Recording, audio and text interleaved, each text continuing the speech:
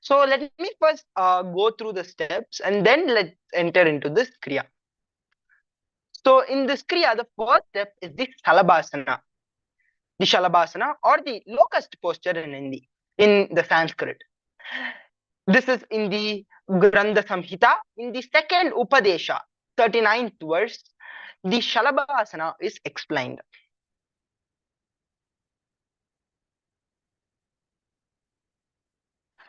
अद्यासहस्येते करयुग्मं वक्षे भूमिम् अवष्टभ्य करयोस्तलाभ्यां पादौ च शून्ये च वितस्ति चोर्ध्वं वदन्ति पीठं शलभं मुनीन्द्राः. Lie on the ground and face downwards, the two hands being placed on the chest, touching the ground with the palms, raising the legs in the air 1 cubit high. This is called the Shalabhasana. So you'll be lying flat on your stomach with the legs and feet together on and the soles of the feet uppermost. The arms may be placed either under the body or by the sides with the palms downwards or the hands clenched. Stretch the chin slightly forward and rest it on the floor. Through this practice, close the eyes and relax the body. This is the starting position. Then slowly raise the legs as high as possible, keeping them straight and together.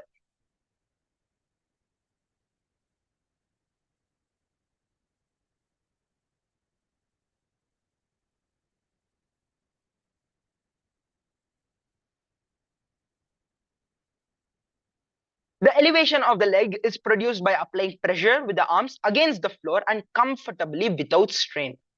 Slowly lower the legs on the floor and return to the starting position and relax the body with the head turned on one side. Allow the respiration and the heartbeat to return to normal.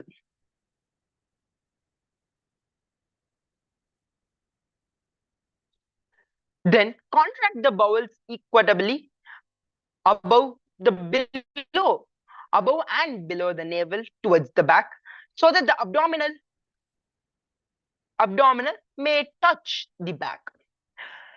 He who practices the Udyana Bandha, the Udyana flying up without chasing, conquers death.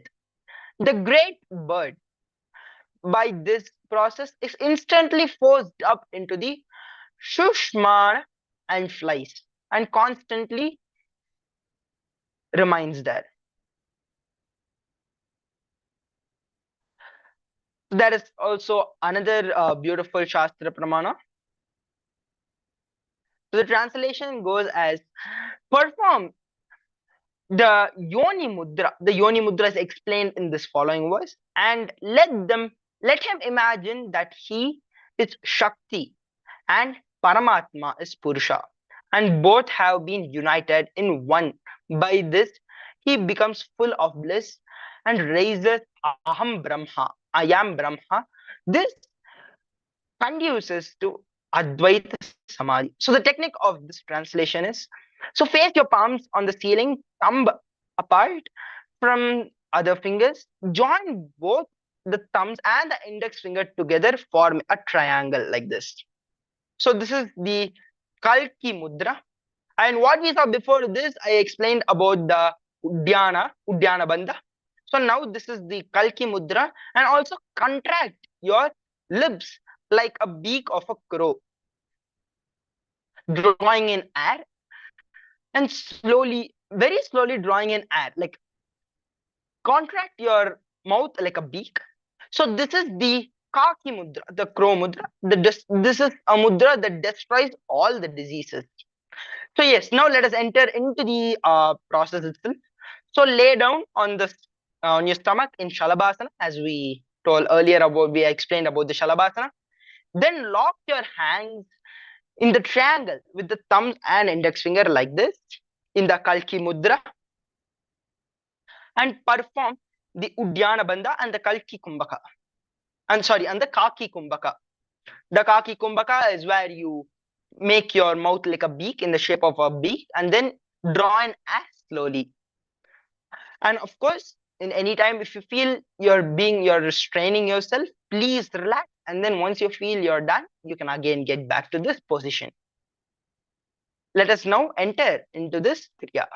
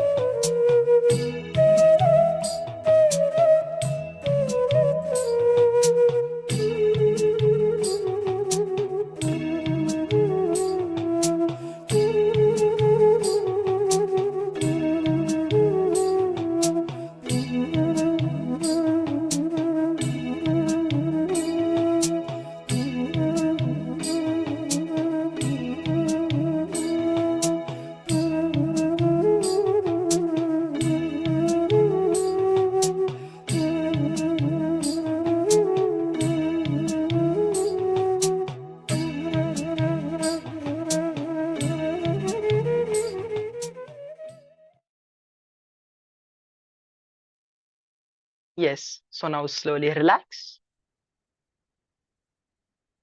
Bring your breath back to the normal pace. So now we'll be entering into the next session where we are going to be learning about be your own boss, be your own boss. So this is the part 1 of be your own boss. So let us now enter into this session.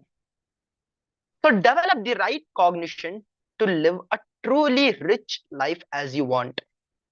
The first principle is correcting the blueprint you carry inside you.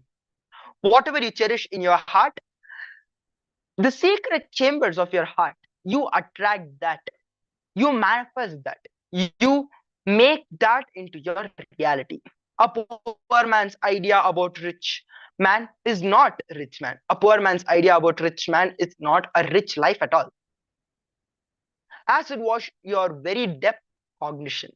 When your depth cognition perceives yourself as a poor being, the ideas your logic generates, the breath your heart cherishes about the richness can't be real richness.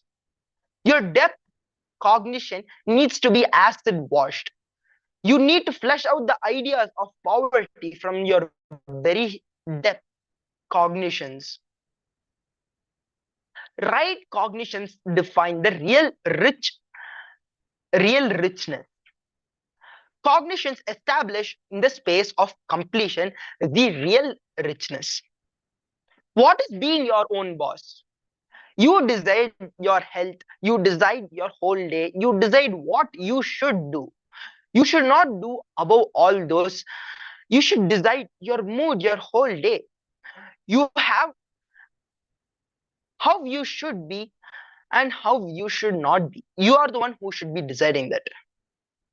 Deciding not just your moves, deciding your modes makes you your own boss. When your cognition, the depth, is established in the completion, from that completion, the ideas of richness you create will simply become reality. From that completion, the idea of powers you create, you will simply manifest. From that completion, the idea of your being, your own boss, you create, you will simply manifest that also. Now let's watch a beautiful clip where Swamiji is explaining deeper insights about being your own boss. So now get into the deep space of listening as we watch this beautiful clip.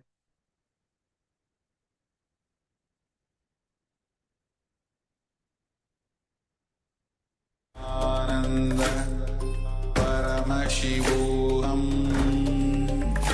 Om Nithyananda Paramashivoham Om Nithyananda Paramashivoham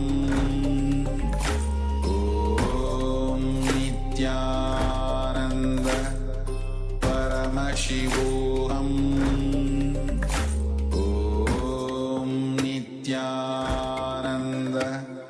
Chambers of your heart, you attract that, you manifest that, you make that into your reality. So what you carry in your heart, in your secret chamber, in your being, in your depth, about being your own boss, listen. The idea you carry, the idea you cherish, the idea you enjoy, being your own boss. What do you think as being your own boss? That need to be corrected, aligned. The first principle is correcting, aligning the blueprint. Drop the paper and pen. First listen. I don't think you need an enlightened notebook after the program. You need an enlightened being after the program.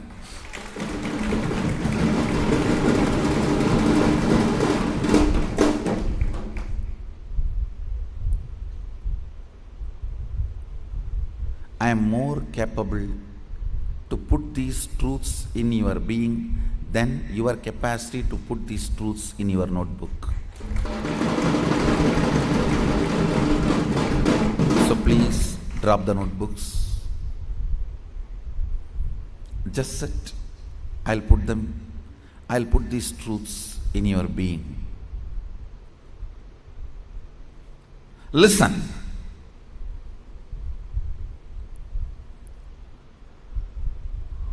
Poor man's idea about rich man is not rich man. Poor man's idea about rich life is not rich life. Careful. Listen carefully. Slave's idea about freedom is not real freedom.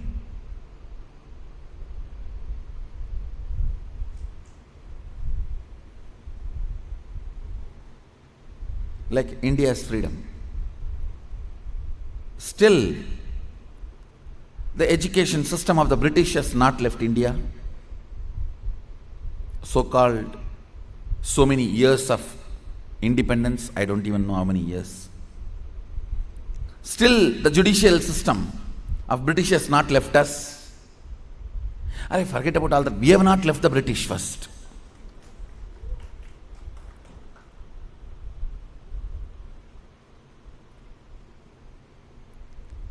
Slave's idea of freedom is not freedom.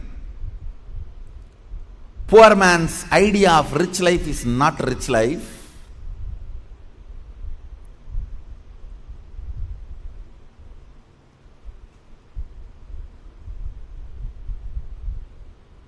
Worker's idea about boss is not real boss. Listen. Listen carefully. If you were really poor and you had an idea, you built an idea about rich life. See, in your cognition you have been poor. In your depth you have been poor.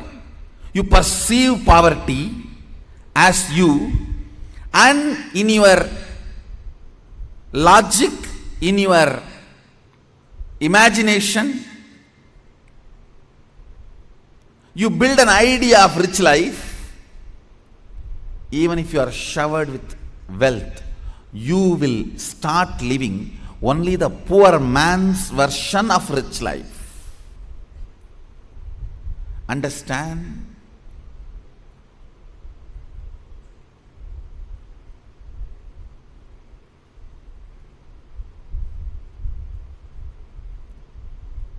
I call something as off-the-grid richness. See, hooked to the grid richness, all of you know.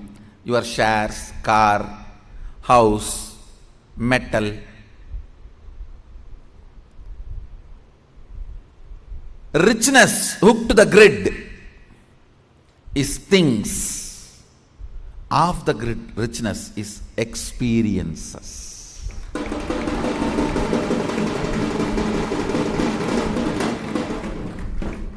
Person who collects only richness hooked to the grid can never be rich. Yes, multiple zeros in your bank balance, large quantity of precious metals, and the huge bungalows, cars, things. Things make you a thing. Understand? Just things make you a thing. In course of time, almost as nothing, because everything is made to make you more and more lazy and non-involving. That is what you call as comfort and luxury. Automating your life is what you call as comfort and luxury. So all the things make you a thing. I am not against things. Listen. I am asking you only one thing. Does things alone can make you rich? No. Wealth hooked to the grid. Richness off the grid. Listen carefully. Person who knows to collect both only lives real rich life. It is very unfortunate. You give so much of importance to collecting things hooked to the grid, and many of you don't even think there is something called off the grid rich, off the grid richness. Because this richness cannot be measured, the system has not evolved method to measure and brag in the night parties. This is my net worth. The most sickening concept even the NRIs learned. See, somebody from different culture, different country, when they utter a word, this is their net worth. At least I feel okay, that is the way they thought, that's the way they are brought up, okay. But NRI fellows talking in US, in the night parties, their share values and home value and their bank balance, totaling that and saying, this is my net worth. Come on, you are Hindu. Stop being stupid.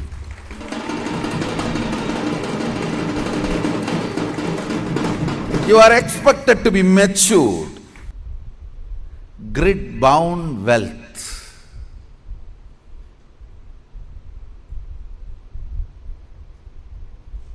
Cannot be called as richness.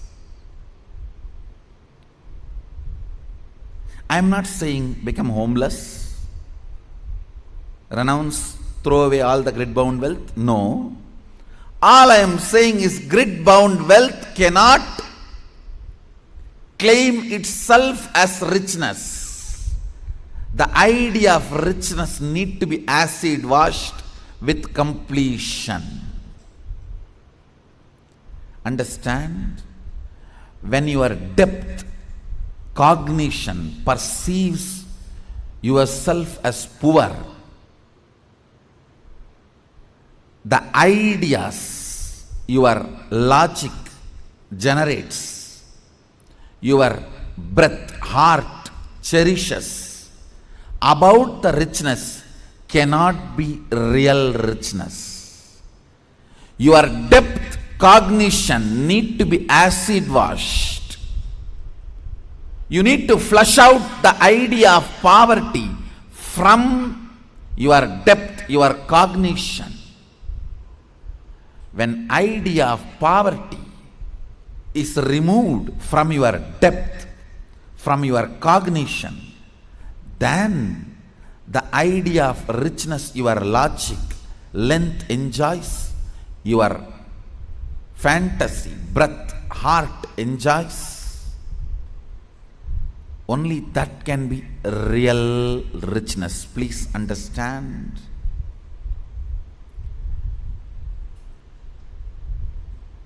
I still remember a small incident happened.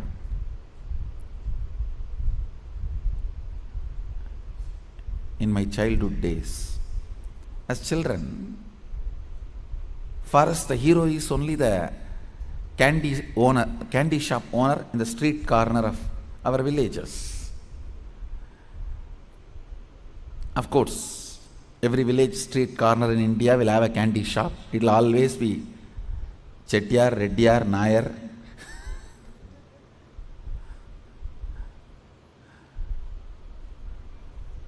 That candy shop owner is the first hero because he has so much candy.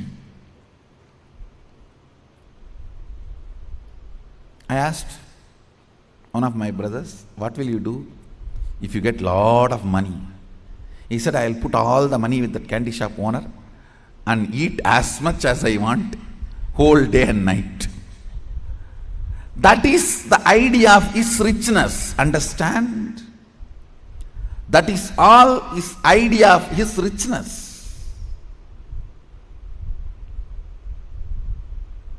When you hear this reply, you have a smile in your face, but you don't understand. All your ideas of richness also is same thought current. Understand? When your cognition experiences poverty, your logical ideas about wealth, your fantasy ideas about rich life cannot be richness. So even if you get wealth, you will only make this concept of richness as reality. You will be stinking with the money smell. Understand? If you think money saves you from many difficulties, you are practical. If you think money is savior, you are gone. You are doomed. Money saves but not savior. There is a big difference. The idea of richness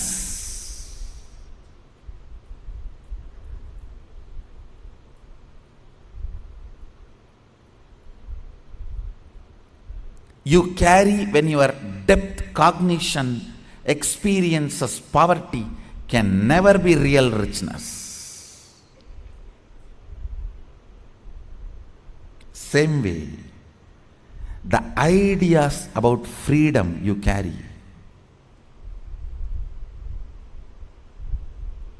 can never be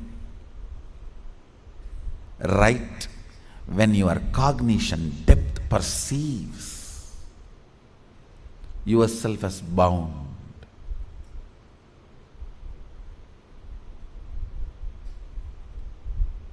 The other day we were having discussion with my first circle. Discussions were going on how some of the organizations degrade after the master leaves the body, how some of the disciples completely change their lifestyle when they leave the master, or master leaves them, or master is no more in the body. I said, I made one statement, listen, now if Arunagiri Yogeshwara, Vibhudananda Devi, Raghupati Yogi, my gurus, if they come back, they will be so happy about my personal life.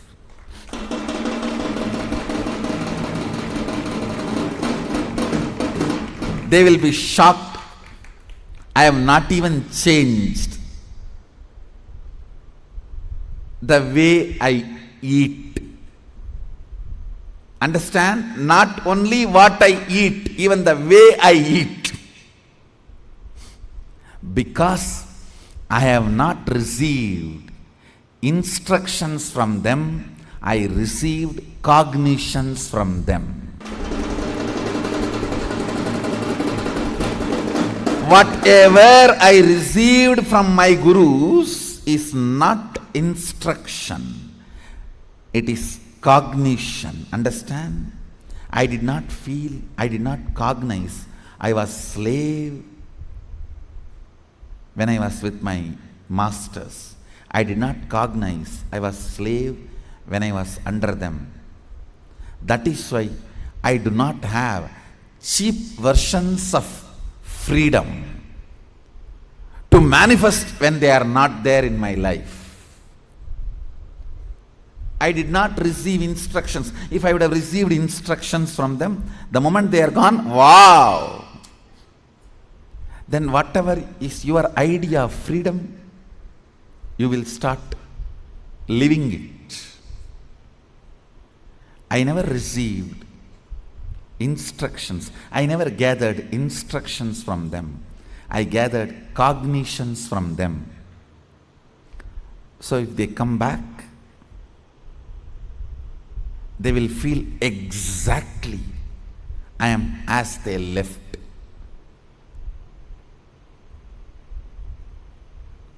Understand? Cognitions are the real richness. Right cognitions established in the space of completion is the real richness. Your cognition about rich life established in completion will manifest rich life. Nothing can stop. Understand? If you think, I know how to manifest rich life, it is not happening, Swamiji.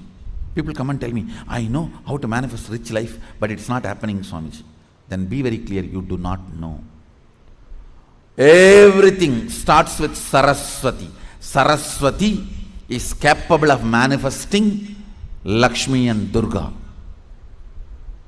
If the wealth and Shakti is not manifesting, be very clear, something is wrong with your knowledge, with your Saraswati. Correct there. Starts with Saraswati. All solutions starts with Saraswati. Don't think you can solve the issues based on Lakshmi or Durga. Means wealth and power.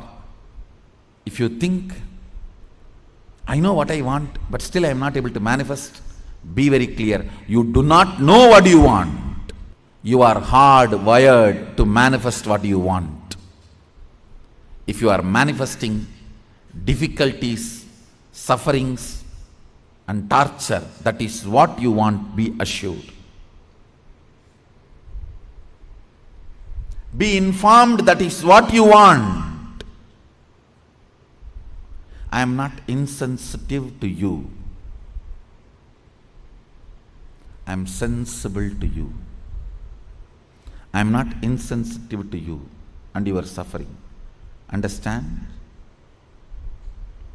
Your ideas about being your own boss needs acid wash. If you cognize yourself as bound by your boss, and you create a logical ideas and visualization, fantasy about being boss, suddenly, some way, you get the power, you will only be bossing around, you will never be boss. Understand? Bossing around is different, boss is different. Still in your cognition you are a slave, but you got the power,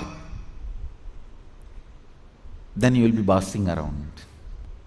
The first principle, acid wash your blueprint with completion. Understand?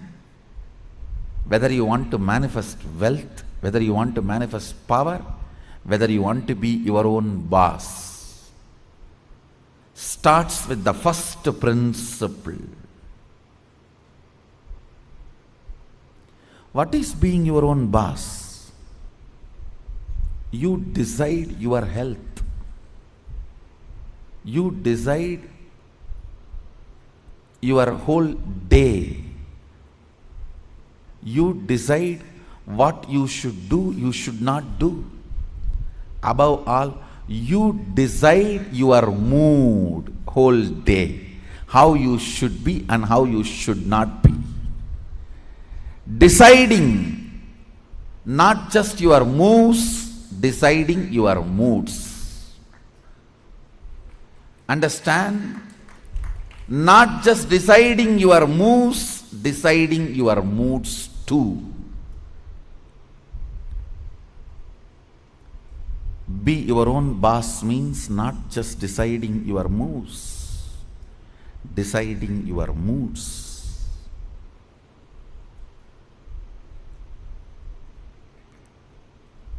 Most of you, I should say almost all of you,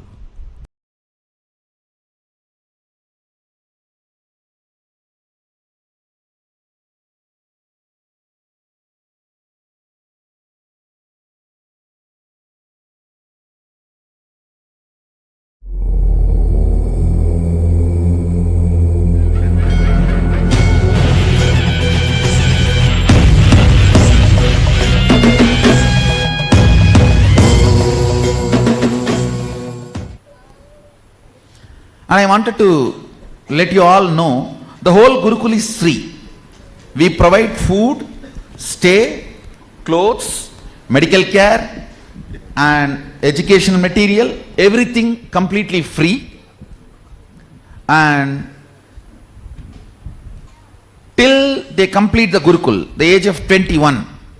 In Hindu tradition, the Gurukul is between 7 to 21. We provide the whole thing free.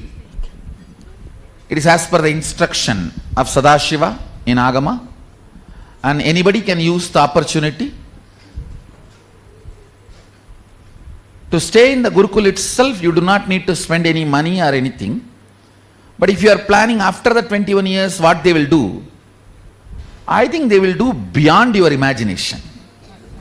By 21, I am not going to send them as a regular job-seeking stupid human beings to the planet Earth.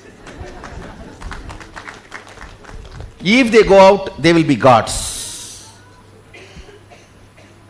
If they stay back here, they will be my Anga Devatas. That's all. Either they are my Anga Devatas or they are Devatas. That's all. There's no stupid job seeking. Whole job seeking is demeaning the human consciousness. If you are my disciple, you will not work under anybody. Thou shalt not work for others. You be your boss. And I tell you, especially when I am manifesting so much of powers through you, why should you allow your boss to use all those, your experience, energy, intuition, powers and everything? You build your life. You see, take this as a vow. 1 year you will work for others till you settle. But at least by end of 1 year you will be on your own. Or 2 years, whatever time you want. But plan now itself. Within 1 year, I'll balance and develop my own income source and move my life to myself. See, whether you want to sleep in the morning or meditate, I'm not saying you should sleep, but it should be in your hand. You should get up only for the sake of enriching your customers and clients. Even if somebody is a customer, your client, your business client, the whole relationship should be, yes, I am selling water tank, water jug, I am selling shoes, I am selling clothes. For what? To make his life better. So he shares little money with me. That does not mean I am going to be making my life sickening with all these ideas of, oh, I have to be under this person, that person. Everything, let it be just with the context of enriching and be your own boss. You fulfill your dreams using your life, or somebody else will hire you to fulfill their dreams.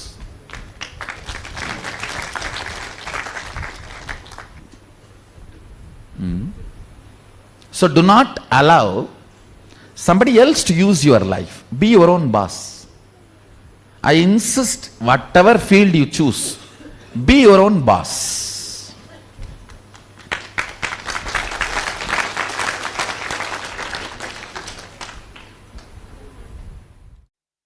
And it is not a social advice I am giving you. I am giving you spiritual advice.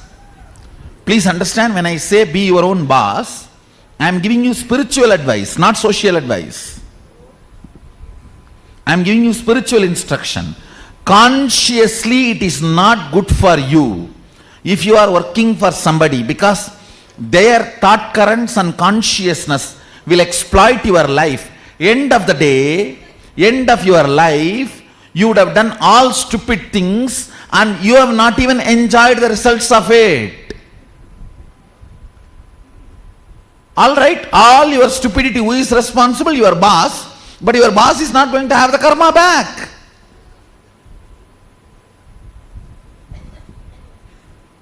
So, when I say be your own boss, I mean it is a spiritual instruction. It is not social instruction or economical instruction. Actually, I wanted to tell our devotees to start this entrepreneurs club type of thing, where you guys support each other for everyone to become their own boss. That's the best. That's the best way of life.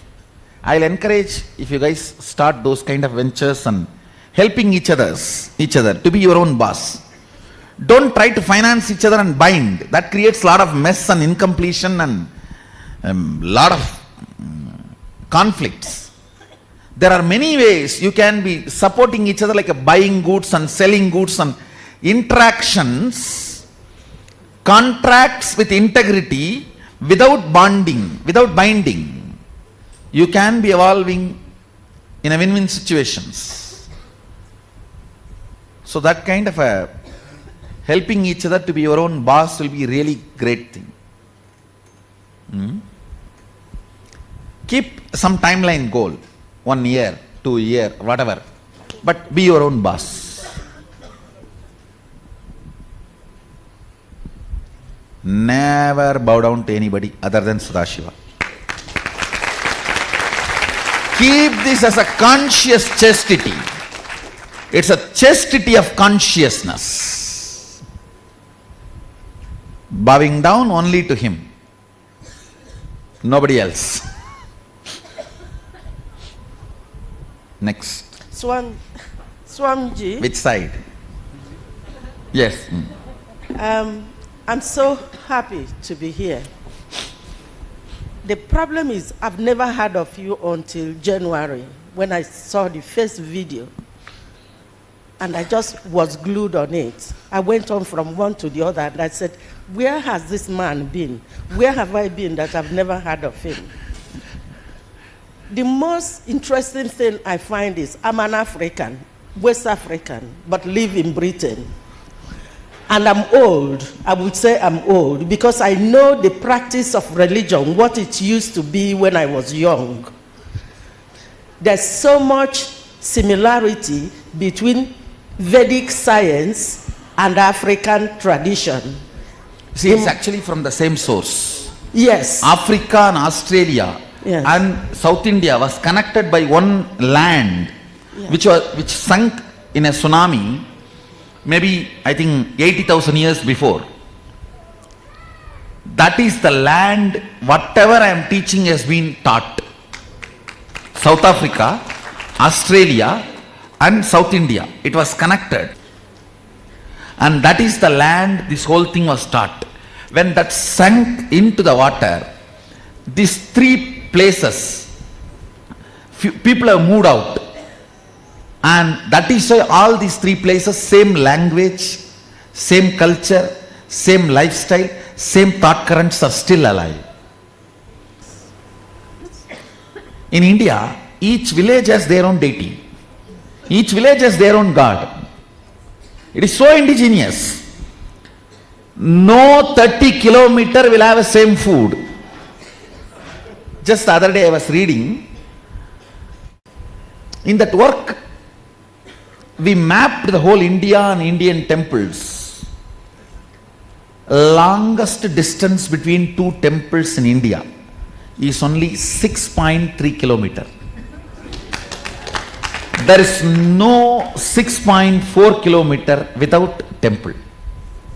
In the whole India, there is no 6.4 kilometer, means not the reserve forest, the human populated area.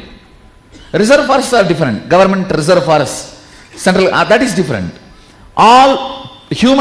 Wherever human beings are legally allowed to stay in India, there is no 6.4 kilometer without second temple. Then understand the indigenous culture.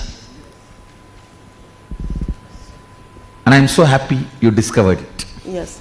Since I came into Vedic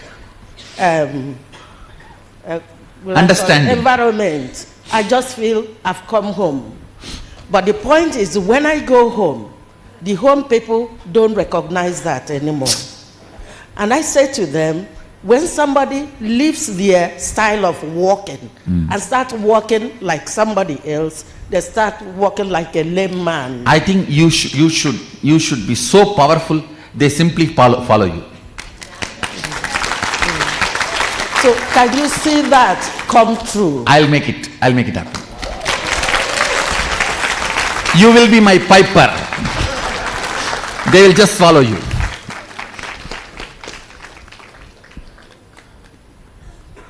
This is the land called Kumarikandam, and originally this was the place of Saraswati civilization. Understand, Saraswati flows from there to here. It used to be this side Ganga, this side Saraswati. That is what is the Ganges Saraswati civilization. When this sank and Saraswati dried and Ganga just merged into the Bay of Bengal, that is when the modern Vedic era started. Originally this was the way the land was. If you see the original Rig Veda describes this land structure. This is the land structure described in Rig Veda as 56 desa. 56 countries are described in Rig Veda. This is the geography of that.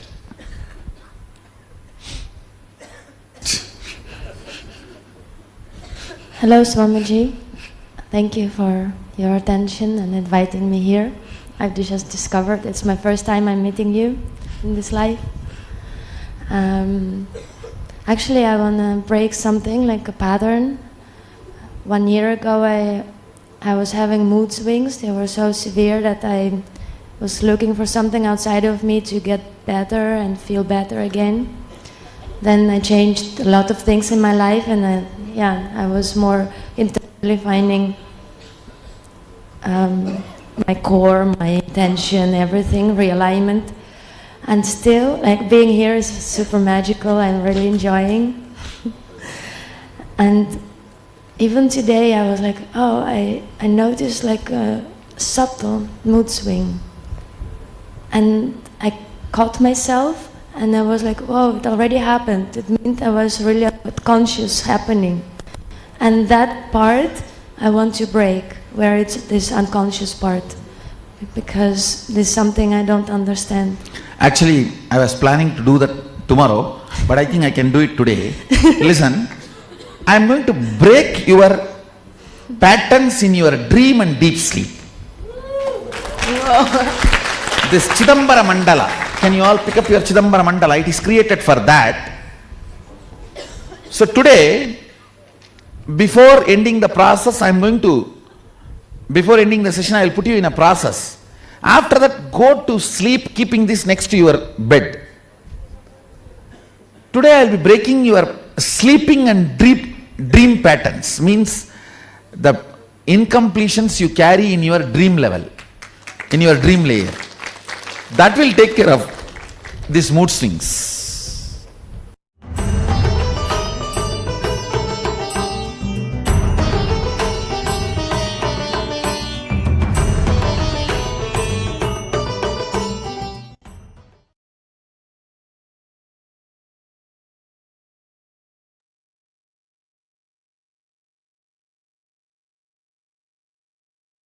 Yes, welcome back.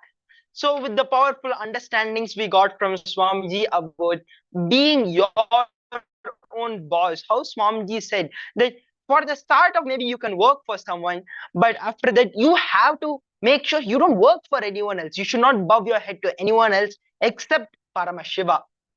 So, you have to be your own boss. That means you don't work for others. You make yourself. You be a leader. You are your own boss.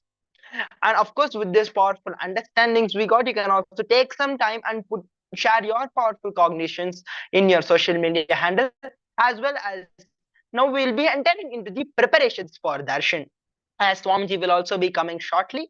So be in this deep state of listening as we enter into the preparations for darshan. Thank you all. Thank you all so much for giving your time and coming.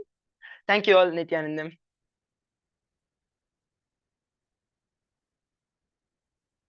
In a small plate, it could be turmeric or bhasma or kumkum or sandalwood powder. We will be guiding you all through how you can draw the mandala, the yantra, and you will be getting that energized. Swamiji will be energizing that, infusing life energy, his own bioenergy into powders that you keep, and they will as the and they will be holding the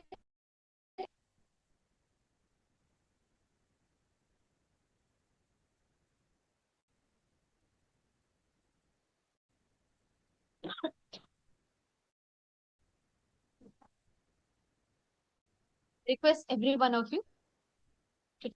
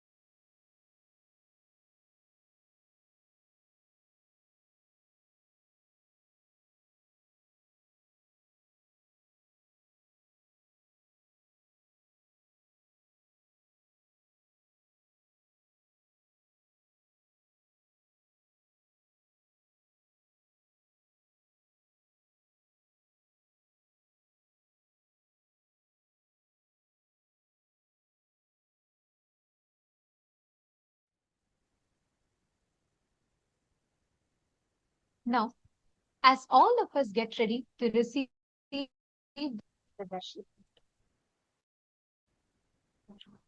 experiencing today, Swamiji will be infusing his own inner space, our inner space. He's going to be literally manifesting that secret of into us. In addition to this, we are going to be receiving Somaskandamurti is actually the main deity of Somaskandamurti is in the place called Tiruvaru. It is in the main temple, and there the deity has a unique dance. Swamiji beautifully that dance represents the awakening and the churning of the Kundalini. Today we are going to be having the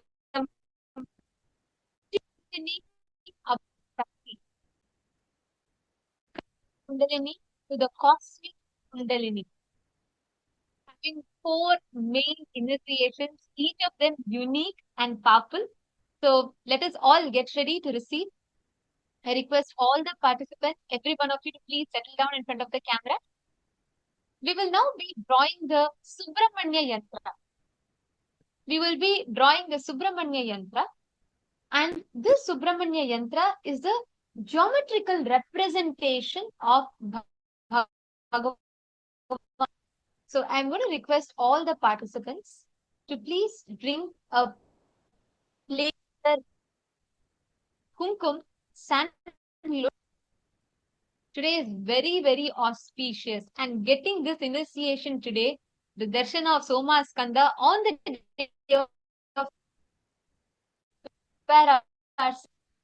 Can I request item are you have?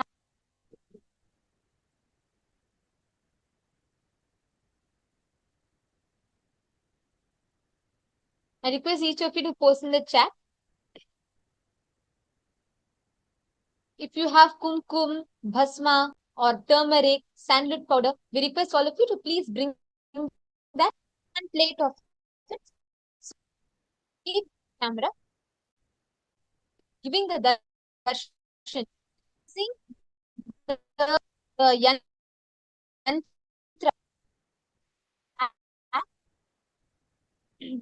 The moment it is infused, that's like a energy, which means every time you apply it, they transmit that energy and that experience to you. So I request all the participants to please take a minute and please bring and keep the Aukshada, the powder in front of the camera, please.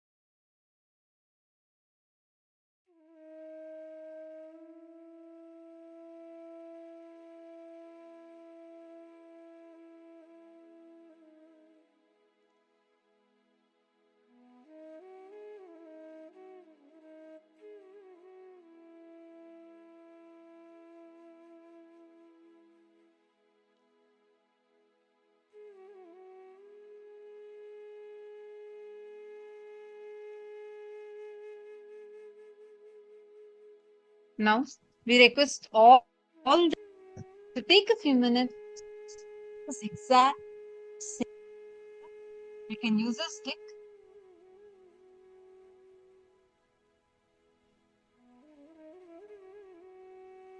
Please take a few minutes. Let draw this. And once you have drawn, please let us know that you can post in the chat that you have finished drawing the yantras. I request all of you to take a few minutes for this.